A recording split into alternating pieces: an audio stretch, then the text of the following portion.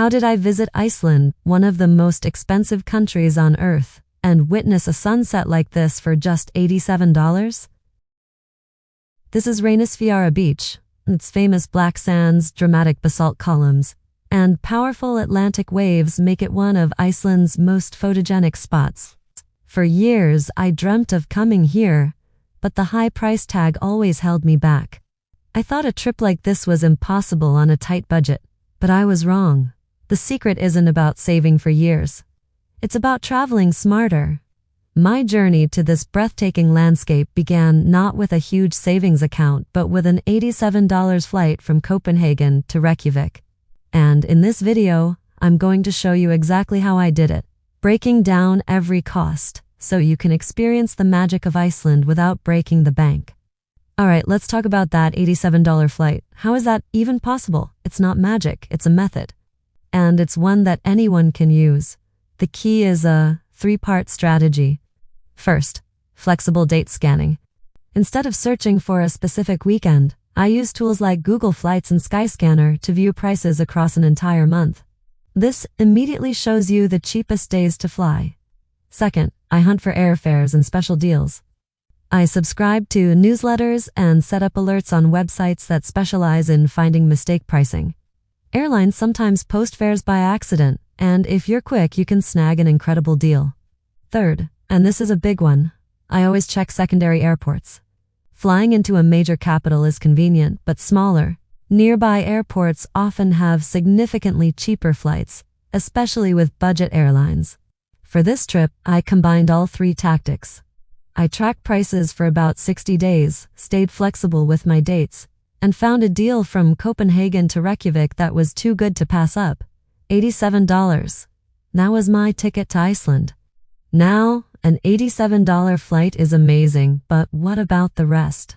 Iceland is notoriously expensive, so how did I manage the other costs? Here's the full transparent budget breakdown. First, accommodation. I stayed in a fantastic hostel in Reykjavik for just $32 a night. It was clean, safe, and a great way to meet other travelers. Next, food. Eating out in Iceland can drain your wallet fast. So, I did my grocery shopping at the Bona supermarket, known for its lower prices. By cooking my own meals, my food budget was just $10 a day.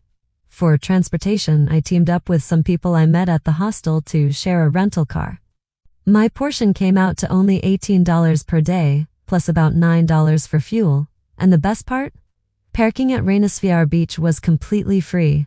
So for a day trip to one of the most stunning places on Earth, my total cost was just $156. It proves that with a little bit of planning, Iceland can absolutely be done on a micro budget. You don't need to be rich to see the world. You just need to be creative. And all that planning, all that budgeting, it led me here, to Reynisfjara Beach. The moment your feet touch the black volcanic sand, you understand why this place is so legendary. The sand itself feels different. It's coarse, dark, and sparkling. To one side, you have the Reynisfjara sea stacks, jagged fingers of rock rising from the turbulent ocean, said to be petrified trolls caught by the dawn. On the shore, you find the Gardar cliff face, a stunning wall of hexagonal basalt columns that look like a giant, natural pipe organ. You can climb on them, sit within their geometric nooks, and just feel the ancient energy of this place. As the day ends, the magic truly begins. The setting sun casts a warm, golden-red glow across everything. The white foam of the crashing waves turns to sparkling gold, and birds circle the cliffs in the distance. It's a symphony of light, sound, and raw nature. This isn't just a beach. It's an experience that awakens all your senses. It's calm, it's powerful, and it's overwhelmingly beautiful. And then comes the sunset. The moment the sun kisses the horizon at Reynisfjara is pure magic. Everything goes quiet except for the sound of the waves. The sky explodes into shades of orange, pink, and purple, and the light reflects off the wet black sand, creating a perfect mirror of the heavens. In that moment, time seems to stop. All the planning, the budget calculations, the travel, it all melts away. You're just there, a small silhouette against a vast, breathtaking canvas. It's a deeply emotional and humbling experience. You feel connected to the raw power of the planet. This is the moment that defines a trip to Iceland. It's the reason every traveler who comes here falls deeply in love with this land of fire and ice. It's a memory that costs nothing but is worth everything. So, how do you get to this incredible place? It's actually quite straightforward. From Reykjavik, Reynisfjara Beach is about a 2.5 to 3 hour drive. You'll take Iceland's famous Route 1, the Ring Road, heading east. The drive itself is part of the adventure. You'll pass by mossy lava fields, stunning waterfalls, and charming little towns. You'll want to make a stop in the village of Veka, which is just a few minutes from the beach. It's a great place to grab a coffee or a snack before you head to the main event.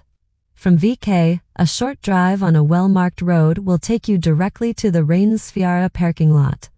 The route is paved the entire way, making it accessible for any type of rental car. Just pop Reynisfjara into your GPS and it will guide you there. The journey is as beautiful as the destination, so take your time and enjoy the ride. Once you're there, you'll want to capture its beauty. So how do you get those cinematic shots? First, timing is everything. You absolutely must shoot during the golden hour, the hour just after sunrise or before sunset. The light is soft, warm, and creates that dreamy, magical look. For your camera settings, keep your ISO as low as possible to avoid noise and get the cleanest image. To capture the motion of the waves, try using a slow shutter speed. This will create that beautiful, silky blur effect on the water. You'll need a tripod for this to keep your camera steady. For angles, get creative. Get down low to the ground to emphasize the texture of the black sand.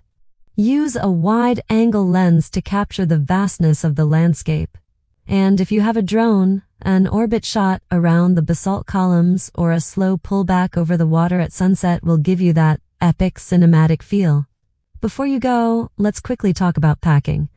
The key to budget travel, especially in Iceland, is packing light and smart. A heavy suitcase means extra fees and more hassle. I travel with just a backpack. The essentials for Iceland? Layers. The weather can change in an instant. I always bring a thermal base layer, a fleece mid layer, and a windproof and waterproof outer jacket. This keeps you warm and dry without the bulk. Good waterproof shoes are non-negotiable, especially for a place like Reynisfjara where sneaker waves can surprise you. Packing light gear doesn't just save you money. It gives you the freedom to be spontaneous and makes for a much more stress-free adventure. Travel more, spend less, live fully. If you're looking for more budget adventures and cinematic travel guides, make sure to follow for more. Thanks for watching.